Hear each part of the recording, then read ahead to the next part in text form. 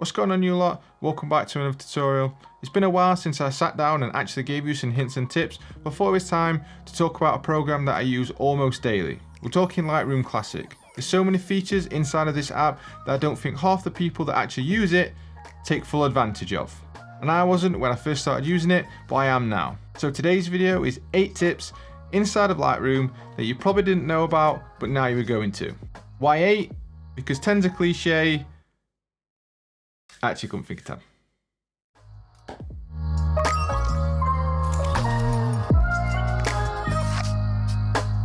So the first tip is auto adjustment. This tip is a great way to start your editing process, especially if you're newer to the software.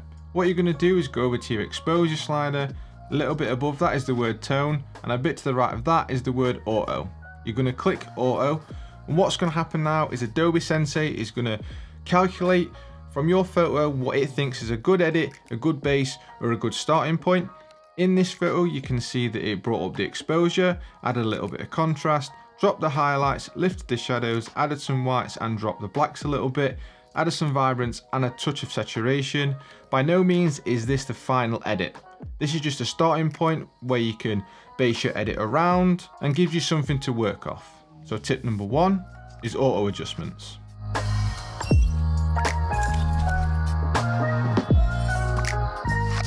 Moving on to tip number 2, grid overlays. Grid overlays is something that I use in every single one of my edits, mainly cropping for Instagram at the 4:5 ratio. Grid overlays allows me to dial in my composition after the fact. Let me show you. You're going to go over here to this box looking icon, you're going to click that and that's going to bring up grid overlays, or you can use the shortcut on your keyboard by hitting the letter R. You may be sat there thinking, what's so special about this? But go ahead and hit the letter O.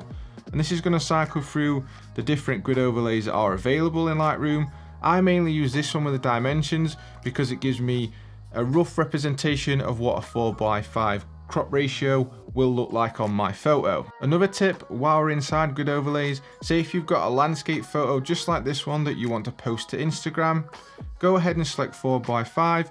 This is going to bring it up in a landscape orientation. Go ahead and hit the letter X and that's going to transform it into a vertical orientation so you know what it will look like if you cropped it 4:5 for Instagram.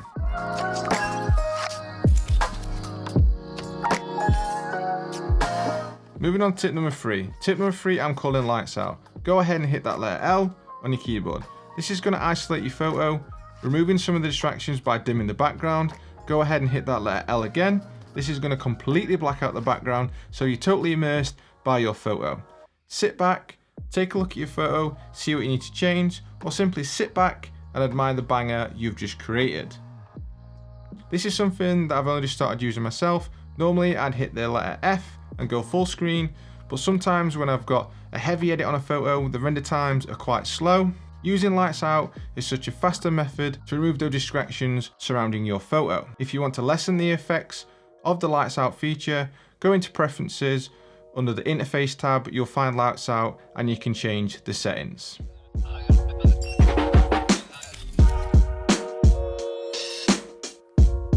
Moving on to tip number 4, and we're going back to the grid overlay and talking about the horizon level tool. So go ahead and hit R on your keyboard.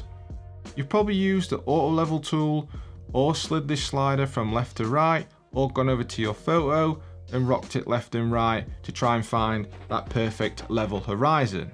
Does this work? Yes. Is it accurate? Meh. Is there an easier method to get an accurate, precise level horizon? Absolutely. You're going to go over to this tool here that looks like a spirit level, and that's exactly what it is. You're going to find your horizon, you're going to click and draw a line across it, let it go, and then Lightroom is going to snap to that new grid that you've just made and give you a perfect, precise level horizon. Because there's nothing worse than scrolling through IG and seeing a banging photo and the level is just a little bit, oh, it's just a little bit off. There's just nothing worse and you're scrolling past.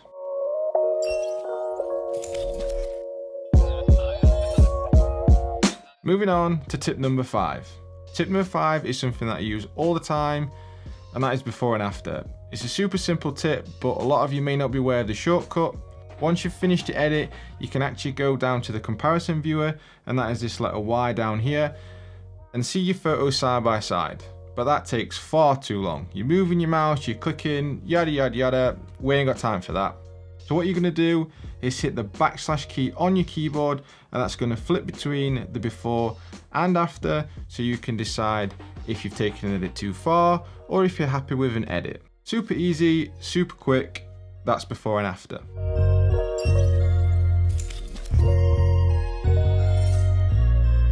Moving on to tip number 6. Tip number 6 is clipping. Clipping is another keystroke, but you may be first wondering, what the hell does clipping even mean? Well, you may have heard of people say your highlights are blown out or your blacks are super crushed. And clipping is what they're referring to. When your highlights are really overexposed or blown out, or your blacks are too dark or super crushed, you lose detail in those areas. So if you go ahead and hit J on your keyboard, Lightroom will now show you if this is happening in any of your photos. Don't worry if you don't see anything at all, this is actually a good sign.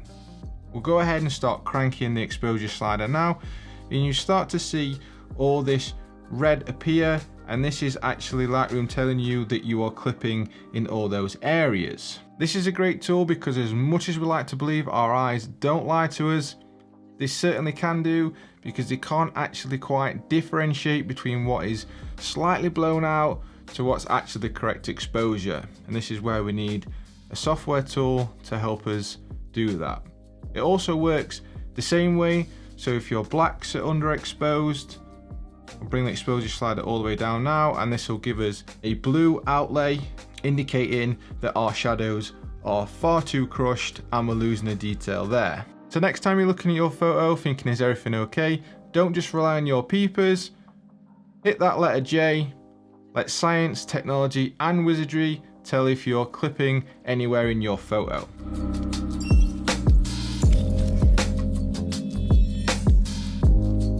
Moving on to tip number 7. Tip number 7, I'm calling the cha-cha slide. Real simple and it's real easy. What you're gonna do is go over to your adjustment panel and slide that baby out all the way to the left. Lightroom comes as standard as this panel being really small, giving you a false sense of how far you're moving your sliders.